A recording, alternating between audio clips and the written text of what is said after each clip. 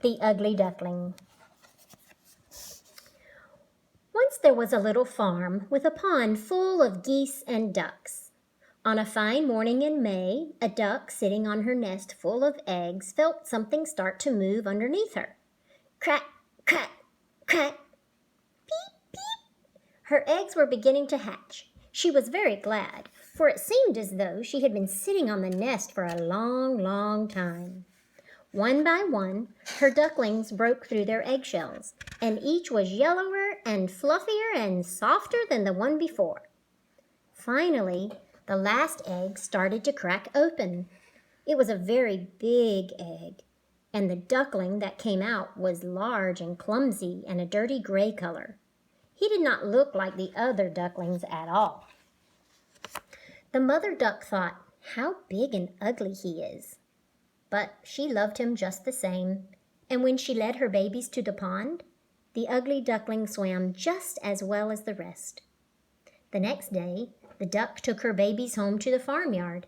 She lined the ducklings up in a neat row and told them to quack properly to every one they met. When the little family entered the yard, the other ducks were quite rude. "Look at that ugly one!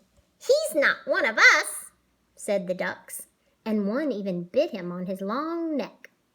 "Leave him alone," cried his mother. But the others continued to tease the poor duckling. Even his brothers and sisters called him ugly and wouldn't play with him. As the days passed, the duckling grew bigger and more ugly, and the teasing and bullying got worse and worse. Finally, he decided to run away. The duckling wandered through overgrown fields, often frightening the little birds who lived there. "They think I'm ugly too," he sighed. On he went until he came to a swamp where wild geese lived. Since he was too tired to go any further, he stayed there for the night. The wild geese found him in the morning. "What kind of bird are you?" they asked. But before he could answer, some men came with their dogs and frightened the geese away. The ugly duckling hid in the weeds, for he was too frightened to leave. As soon as he was sure the dogs were gone, the lonely little duckling set off again, looking for someone to keep him company. At last he came to a crooked little hut where an old woman lived with her cat and her prize hen. She took him in, hoping he would grow fat so she could sell him at market. Now the cat and the hen thought they were wonderful creatures, and they were very rude to the duckling. Besides, he was a wild bird, and although the hut was warm and dry, he longed to be out in the water diving down among the weeds. So, one fall day, he ran away to find a lake. And find one he did. He was happier on his lake, though the wild ducks there never spoke to him. They thought he was too ugly to bother with. One day at sunset, a flock of beautiful birds flew overhead. Their feathers were so white they glowed, and their necks were long and graceful. The sight of them made the ugly duckling cry, though he did not know why. Soon after, the wild ducks flew off, for they knew that winter was coming. The ducklings stayed in the lake as it got colder and colder. It grew so cold one night that the duckling awoke to find his feet frozen in a sheet of ice. Luckily, a farmer found the duckling there and broke the ice, freeing him. The kind man took him home, thinking the funny-looking bird would make a fine pet for his children.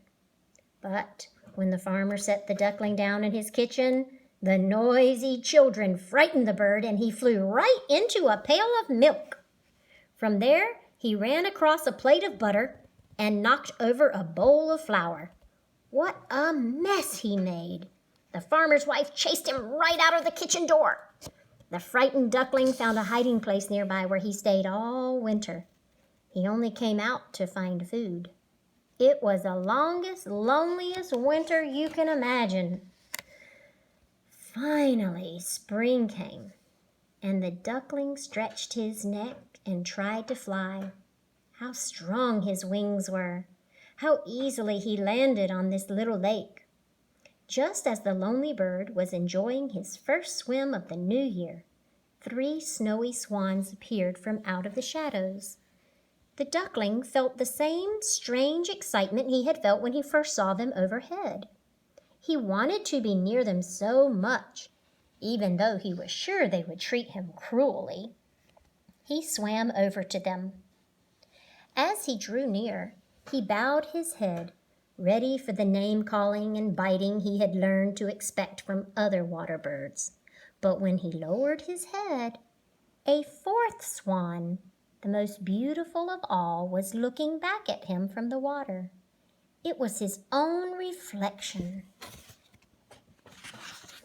You see, over that long winter, the ugly duckling had grown up. He was not a duckling at all, but a swan. It doesn't matter if you're born in a duck's nest if you come from a swan's egg. As the other swans joined him, the happy bird promised himself that he would never forget the things he had learned as the ugly duckling, even though he would spend the rest of his life as a handsome swan. Now, The Hungry Duckling by Claude Clement. What a warm spring we're having, said Mother Duck, fanning herself. Why don't you go for a swim to cool off? Asked Mother Hen. I'll sit on your egg for you. I'm just waiting for my own to hatch. Oh, thank you, cried Mother Duck. I'll be back soon. And so Mother Duck waddled to the pond for a short swim. That's how a little duckling came to be born into a family of chicks. When Mother Hen saw that all the eggs had hatched, she taught the duckling and chicks how to walk up and down the hen house ramp to stretch their tiny legs. What a funnel waddle he has, said one little chick, pointing to the duckling. He must have been in his egg too long. No, said Mother Hen gently. He's a little duckling, not a hen chick like the rest of you.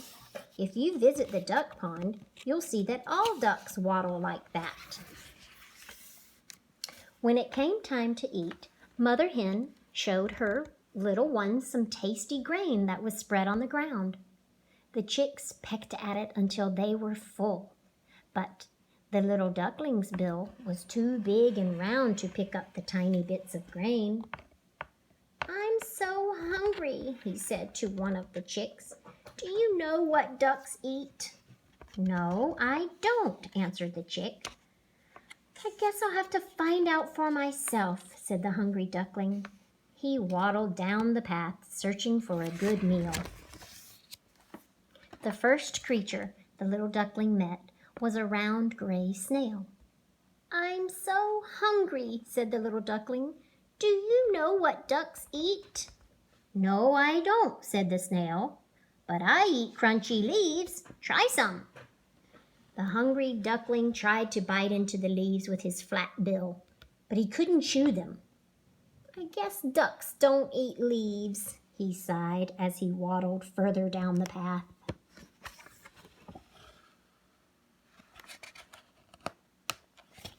Soon he met a frog. I'm so hungry, said the duckling to the frog. Do you know what ducks eat? No, I don't, said the frog, but I eat flies. Try one. With that, the frog shot out his long, sticky tongue and caught a fly, swallowing it in one gulp. But the little duckling's tongue was too short to catch a fly. I guess ducks don't eat flies, he said, watching the frog bound across the wildflowers. Before long, the hungry duckling arrived at the pond. There was Mother Duck, just finishing her swim. My little duck, said Duckling, quacked Mother Duck in surprise. You hatched early. It's such a hot day. Hop in the pond with me. I don't want to go swimming. I'm too hungry, said the little duckling. And before his mother could help him, he started to waddle away, looking for something to eat. At that moment, a little kingfisher who had been sitting in a nearby tree dove into the pond. "You won't go in the pond?" he teased. "You're a chicken." "No, I'm not. I'm a duck," said the little duckling proudly, and he dove in after him. The duckling watched as the kingfisher gobbled up the little minnows, worms, and tadpoles at the bottom of the pond. The little duckling's tummy began to growl, and he felt very, very hungry. "Try some," called the kingfisher. So the little duckling tried some. "This is delicious," he told the kingfisher. "This must be what ducks eat." At the end of the day, the little duckling waddled back to the barnyard with his mother, full of food and ready for bed. "I'm glad you're not a hungry duckling anymore," said Mother Duck. "I'm a sleepy duckling now," yawned the duckling. "Do you know where ducks sleep?" "Yes, I do, my little one," Mother Duck replied, tucking him under her warm wing. "Good night." Duck eggs must be kept very warm so a mother duck can leave them only for short periods of time to eat or swim. Ducks love water. That's why they often make their homes alongside ponds and beaches. Thanks to their webbed feet, they're very good swimmers. Ducks have big, flat beaks. At the edge of their beaks are ridges that filter the water they drink. The duckling has a funny way of walking. When he picks up his flat little feet, his tail wiggles from side to side. This helps him keep his balance. Duck feathers are covered with a fine layer of waterproof grease. These special feathers help ducks stay afloat so they can swim for a long time without getting tired.